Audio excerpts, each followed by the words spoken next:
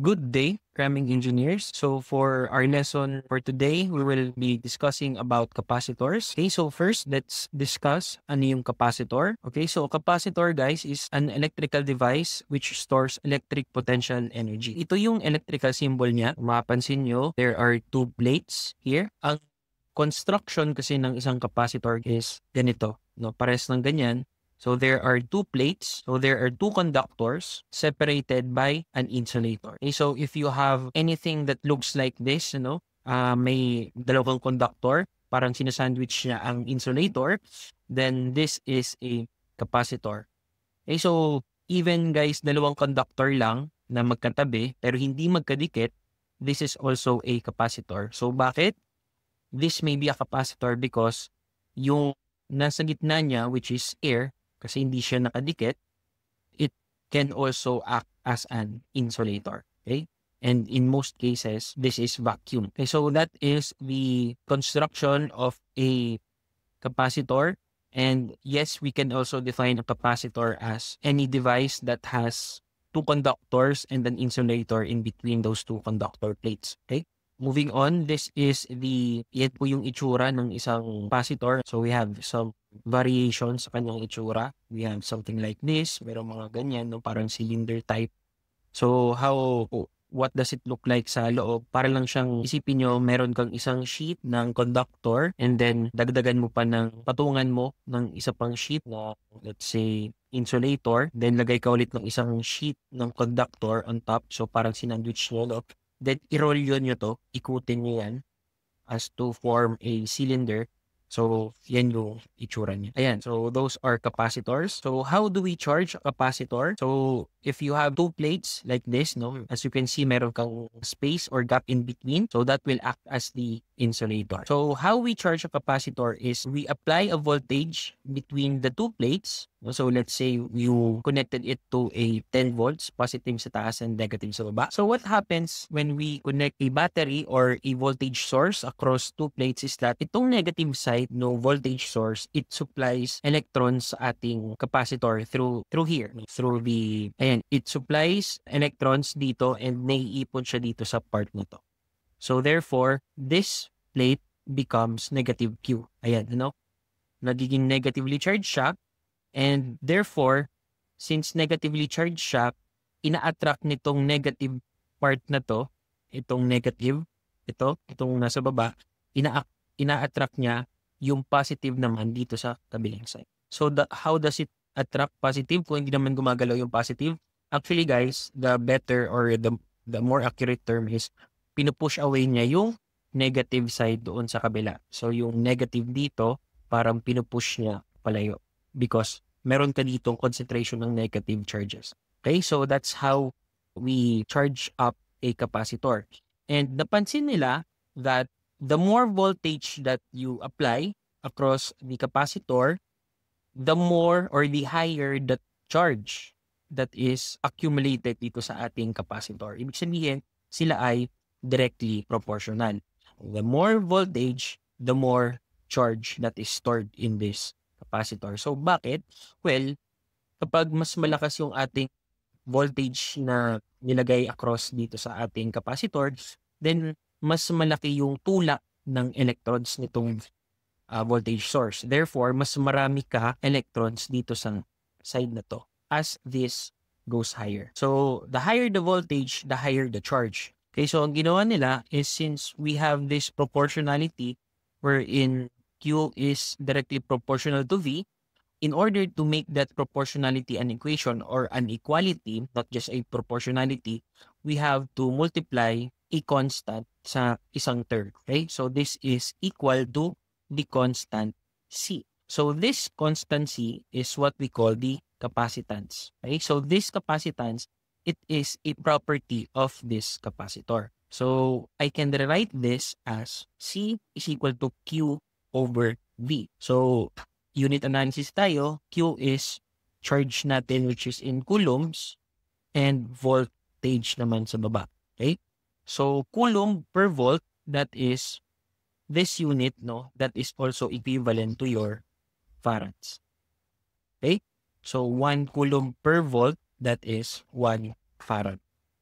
let's look at the picture of a capacitor. So we have two conducting plates. May positive and may negatively charged tayo na conductors because merong voltage na naka-connect. May potential difference tayo na naka-connect sa dalawang conductor through the wire. So the potential difference between the two is VAB. Okay, so review nung ating Gauss law. So our Gauss law states that the electric field is equivalent sigma over epsilon naught, where my sigma is my charge density, or this is my Q over A. Okay, so this is my charge density. Paano ba yan? Kung maalala nyo, this is yung mas familiar sa inyo, no? This is Q over 4 pi epsilon naught r squared. Okay, so naaalala niyo yan? Where this is your Q and this is the radius. Ito ay yung example natin wherein the Gaussian surface was a sphere. Tama? So kung maaalala nyo, kaya ito naging ganito because that's just actually Q over A times 1 over epsilon naught. Wherein the surface area of a sphere is 4 pi r squared. Tama? Where this is your r. Kaya kung iisipin nyo, this is Q over 4 pi r squared. 4 pi r squared. Then, epsilon naught. Okay? So, yan lang yun guys. No review lang. But generally, talaga, the equation for electric field is like this. Okay? So, this is this.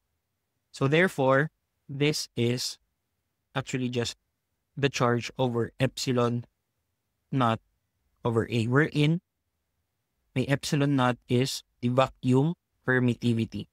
So, naalala po ba yan?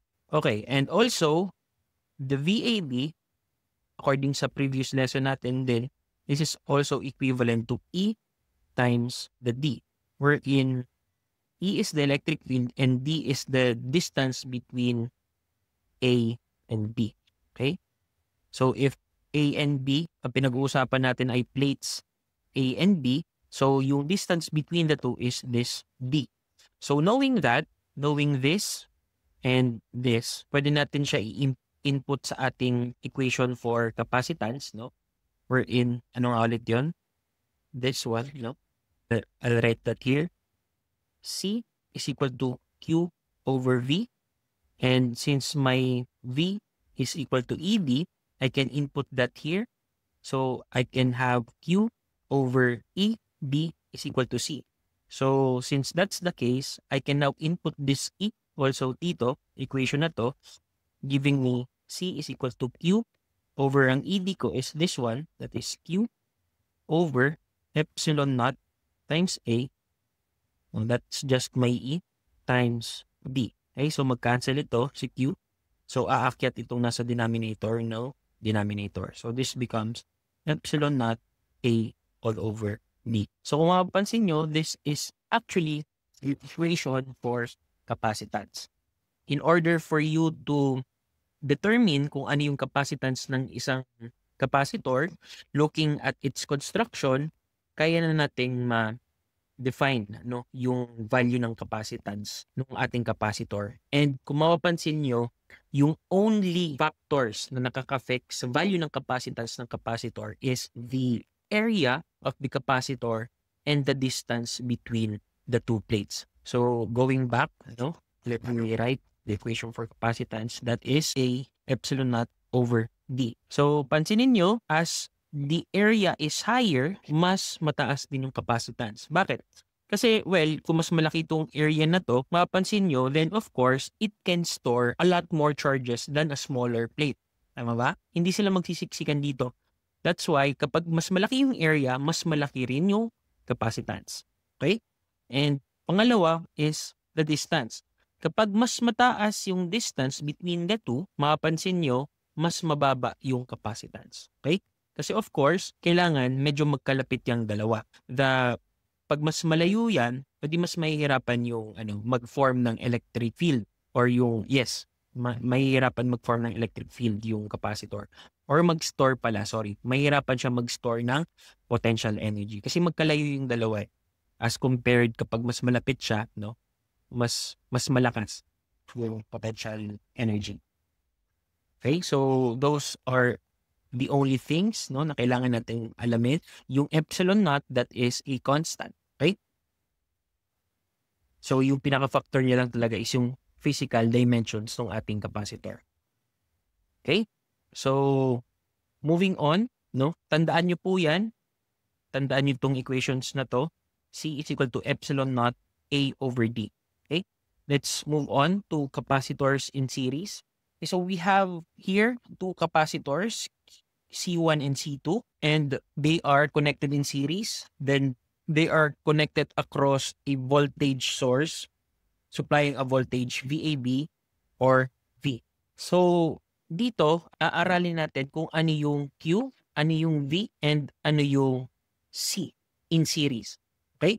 So the first thing that you need to remember kapag naka-series ang capacitors is that they have same charge Q. Okay? So itong Q, guys, it is a constant kapag siya hindi constant, they are the same, no? Kapag naka-series ang capacitor.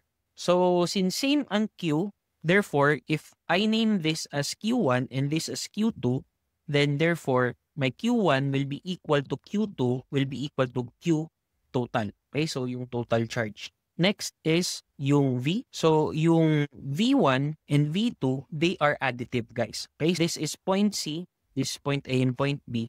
To get VAB, that is just equal to yung voltage dito sa VAC and then yung voltage dito sa VCB. Okay, so that is VAC plus VCB. Okay? Or that is equal to V1 plus V2. Ibig sabihin, guys, yung voltage na sinupply natin dun sa naka-series, paghahatian yan nung dalawang capacitor. Okay, so that's the second one that you need to know. Hati sila sa voltage. And the last one is for computing the equivalent capacitance. Okay? If, for example, I want to make this or gusto kong ipagsama itong dalawang capacitor into a single capacitor. So it will look something like this. So pag pinagsama ko itong dalawang capacitor, what will be the C equivalent value? Okay? How do I compute for the C equivalent value? Is it as simple as adding them? Ipapag-add ko lang sila. For example, ang C equivalent ba ay C1 plus C2 lang? Okay, so no, that is not the case.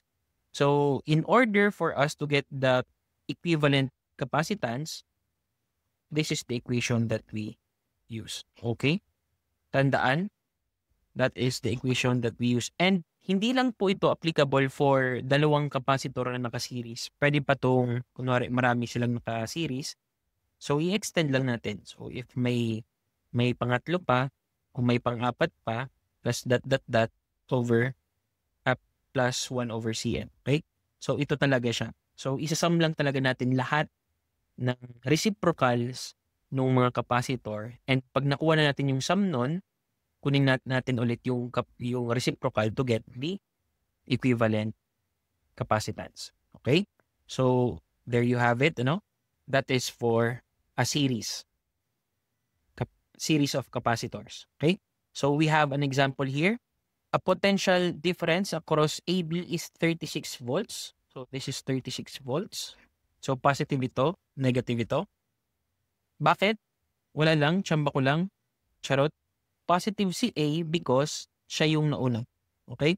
The question is find the equivalent capacitance of the network. Okay, so that's letter A. Solve na natin. What is the equivalent capacitance of the network? That is 1 over C1 plus 1 over C2. So that's 1 over, ang C1 natin is 150 nanofarads plus 1 over 120 nanofarads. So tandaan, guys, hindi tayo matatapos sa pag-add nito. Kailangan pa natin kunin yung reciprocal para makuha yung value ni CEQ. Okay, so let me solve this. So this is equivalent to 66.67 nanofarads. Okay, so this is the equivalent capacitance. Okay, so next is the total charge stored in this network. So yung tinatanong is QT. Okay, So, paano natin kukunin yung QT? Ano nga ulit yung equation natin? QT is equal to CV. Okay, so CT and VT. Okay, so we already know the VT, which is 36 volt, and we know the CT, or this is also the CEQ. Meaning ng CT is total. Okay, so charge total is equal to capacitance total times voltage total. Okay, so let's input this. So if we have 66.67 nanofarads times 36 volts, we get, so this is 2.4 microcoulombs. Okay, so this is the total charge stored in the series network. Okay, so that's letter B.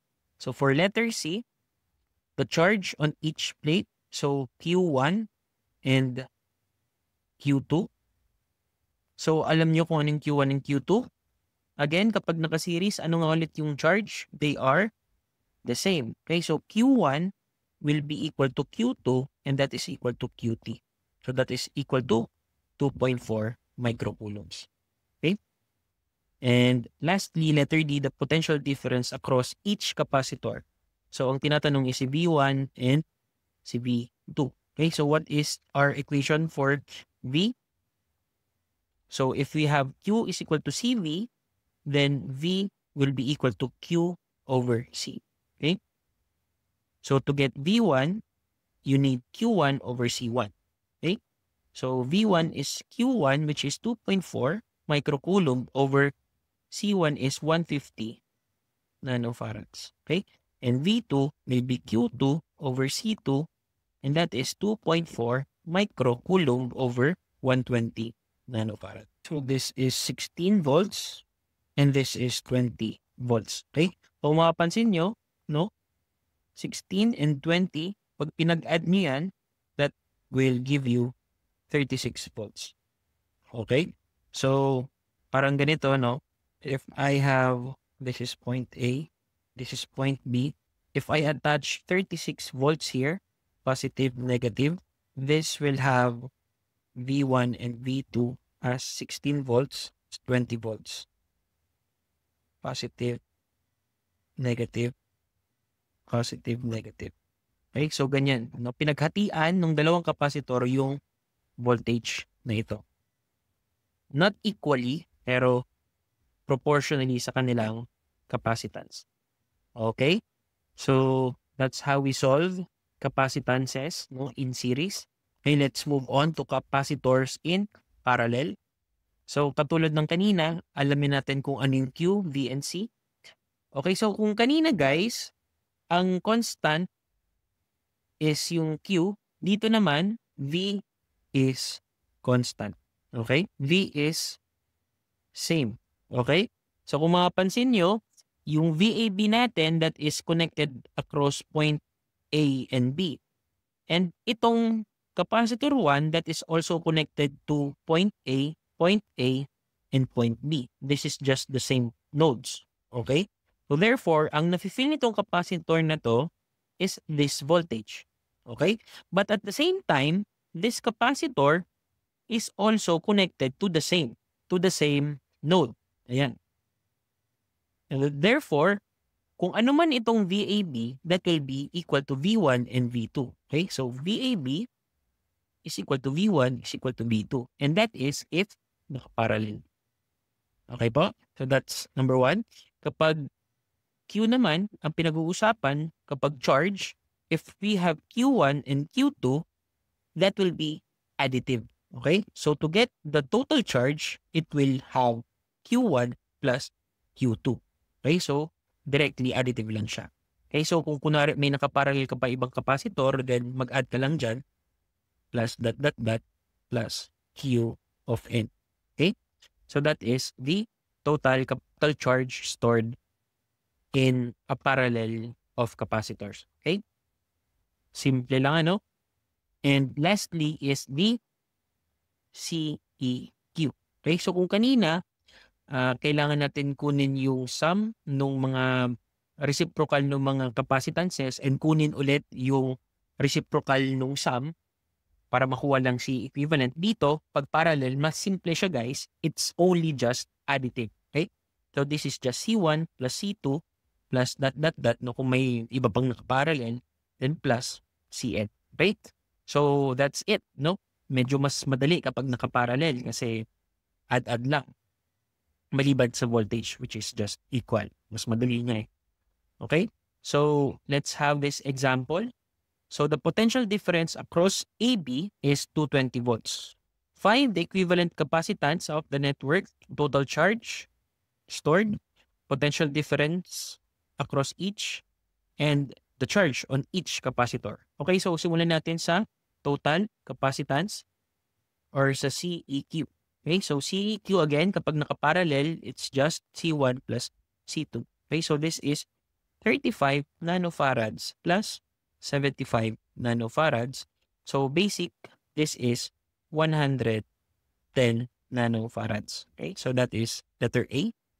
So letter B, the total charge stored in this network. Okay, so hinahanap natin si QT. Okay, so that is equal to Q1 plus Q2. Okay, so paano natin kukunin si Q1 and Q2? We have this, no? Nakuha na natin, alam natin yung capacitance niya and alam natin yung voltage across each. And to get Q, we know that Q is equal to C times V.